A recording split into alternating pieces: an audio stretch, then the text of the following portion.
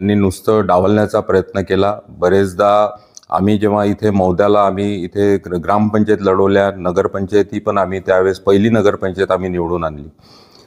त्यानंतर मागच्या वेळेसपासून त्यांनी ज्या पद्धतीनं इथं मला बाजूला सावरून काही 2-4 लोक इथं बसून ह्या तालुक्याचं राजकारण करतात आणि तुमचे केदार साहेब त्यांचं ऐकून आणि इथला निर्णय देतात।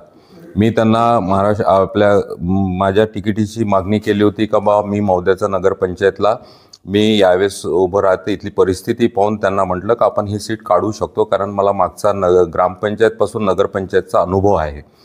त्या पद्धतीनं मी त्यांना मागणी केली। त्यानंतर त्यांनी एकाही शब्दाने मला कुठल्याबद्दल कुठलं बोललं नाही, कुठं चाललं नाही। आणि मी सातत्याने मी मागेही बोललो की बा इथं पक्ष वाढवायचा कार्यक्रम नाही, इथं गटाचा राजकारण जास्त होत आहे।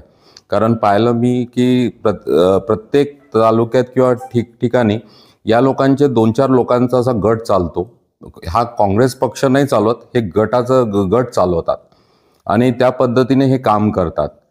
म्हणजे त्याच्या बाहेर नाही, असं नाही का लोक वाढले पाहिजे किंवा पक्षात लोक आले पाहिजे किंवा त्याचा प्रसार झाला पाहिजे किंवा त्या याला काँग्रेस कमिटीच्या माध्यमातून म्हणा किंवा जिल्हा काँग्रेस कमिटीच्या माध्यमातून असा कुठलाही कार्यक्रम ते घेत नाही। फक्त 3-4 लोक राहिले म्हणजे विषय संपला, म्हणजे काँग्रेस पक्ष म्हणजे तेवढ्याच पुरता राहिला।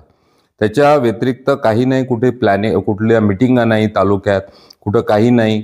नुसतं तिथं बसून नागपुरात बसून आपण पूर्ण जिल्ह्याचं राजकारण करता आणि ते थोपवता, म्हणजे त्या लोकांवर तिथल्या कार्यकर्त्यांवर ते थोपवता, म्हणजे ते हुकुमशाहीचं राजकारण केल्यासारखं करता। म्हणून मी तो निर्णय घेतला, कारण कुठं ना कुठं मला ते भासत होतं, मला वेळोवेळी ते मला जाणवलं।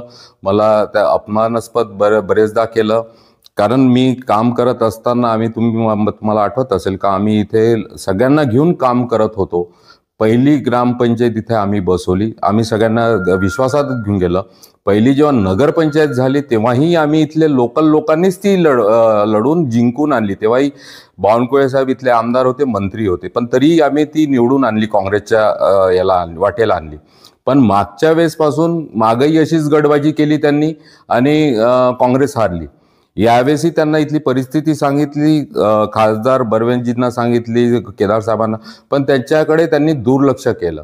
तुम्ही पाहिलं असेल पुऱ्या जिल्ह्यामध्ये असंच चालू आहे, सगळीकडे हेच चालू आहे का बस सगळं आपला गट स्ट्रॉंग राहिला, पार्टी नाही, आपला गट स्ट्रॉंग राहिला पाहिजे। आपले लोक जे आहे 2-3-4 लोकांमध्येच आपली पार्टी राहिली पाहिजे, असा तो विषय चालू आहे। म्हणूनच मी त्याचा राजीनामा देऊन मी भाजप पक्षाने मला संधी दिली।